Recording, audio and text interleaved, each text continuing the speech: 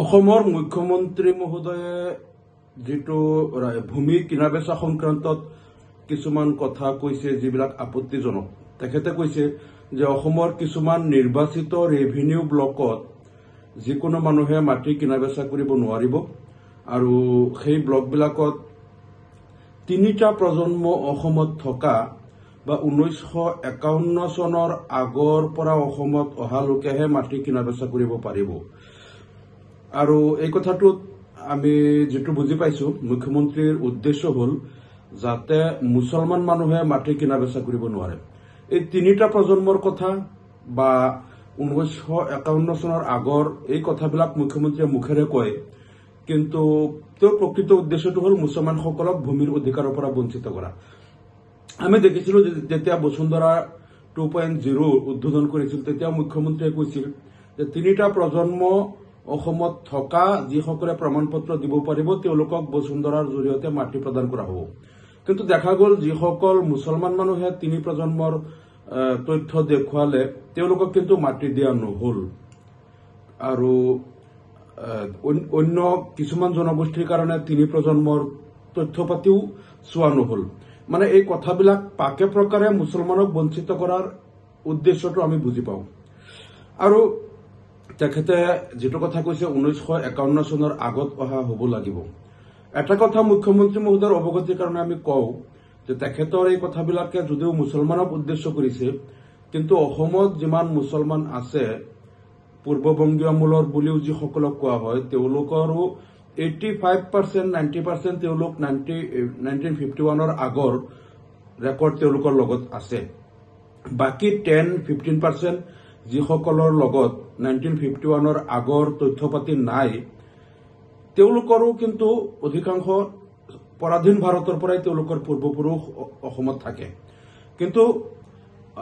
অসম বিধানসভাত মই এটা প্ৰশ্ন উত্থাপন কৰিছিলো যে অসমত কোন কোন ঠাইত 1951 এনআৰসি তথ্য নাই তেতিয়া অসম বিধানসভাত চৰকাৰে উত্তৰ দিছিল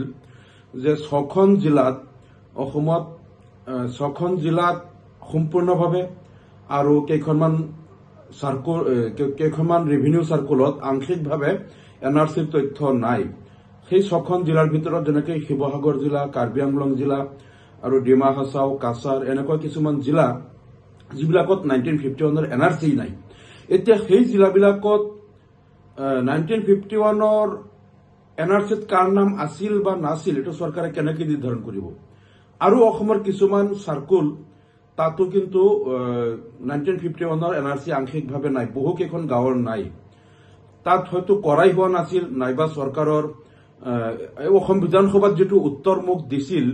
সেই প্ৰশ্নৰ উত্তৰত কোৱা হৈছিল কিছুমান উয়ে খালে কিছুমান অস্পষ্ট হৈ গল মানে কপিবিলাক বিনষ্ট হৈ গল গতিকে সেইবিলাক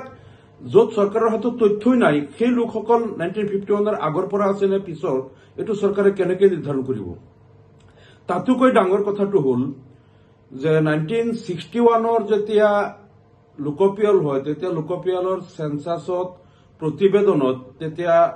কমিশনাৰে এটা কথা উল্লেখ কৰিছিল যে 1951 এনআৰসিত অসমৰ বহু গাঁও বহু এলেকা এনআৰসি সাঙুৰি লব পৰা নাছিল 1951 যেতিয়া লোকপিয়ল কৰে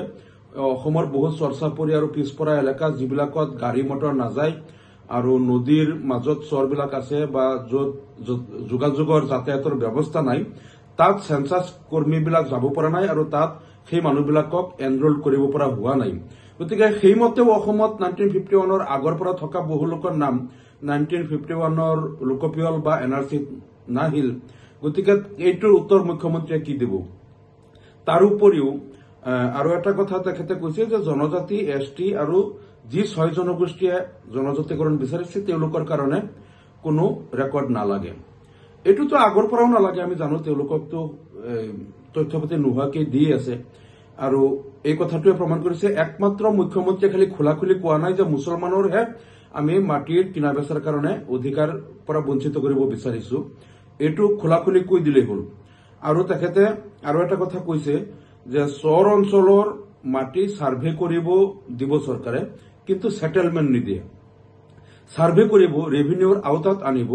সেটেলমেন্ট নিদিয়ে আৰু এই কথাটোৰ উদ্দেশ্য আমি বুজি পাওঁ কাৰণ যদি চৰ চাপৰিত সাৰ্ভে কৰি কোন মাটিত কাৰ দখলত আছে, কোনে ক'ত খেতি কৰি আছে, ঘৰ বনাই আছে, যদি সাৰ্ভে কৰি সেটেলমেন্ট দিব লগা হয় তেনেহলে তাত সকলো মুছলমান মানুহে পাব। কাৰণ মুছলমান লোকসকলে তাত 60, 70, 80 বছৰ ধৰি চৰ চাপৰিত তেওঁলোকে বানপানীৰ লগত যুদ্ধ কৰি তাতে খেতি কৰি আছে, ৰবি শস্য শাক পাচলি উৎপাদন কৰি সমগ্ৰ অসমৰ মানুহক খুৱাই আছে। গতিকে সাৰ্ভে কৰি সেটেলমেন্ট দিলে তেওঁলোকক দিব লাগিব। গতিকে মুখ্যমন্ত্ৰীয়ে কৈছে সাৰ্ভে কৰা হ'ব, সেটেলমেন্ট দিয়া নহয়। পিছত বোলে অসমৰ কিছুমান দল সংগঠনৰ লগত আলোচনা কৰি পিছত সেটেলমেন্ট দিব। তাৰমানে ইয়াৰো উদ্দেশ্য এটাই, সেই উদ্দেশ্যটো হল যে মুছলমানক ইয়াৰ মাটিটো দিয়া চৰকাৰৰ মতলব নাই, যদিও তেওঁলোকে এই চৰ চাপৰিবিলাক ইমান দিন ধৰি আবাদ কৰি আছে। গতিকে এই চৰকাৰৰ যিটো মুছলমান বিৰোধী স্থিতি, এই কথাটো স্পষ্ট হৈছে। আমি কিন্তু দাবী জনাম যে আপোনালোকে, মই অসম বিধানসভাতো কৈছিলো যে বিজেপি চৰকাৰে যাতে এইটো নাভাবে যে অসমৰ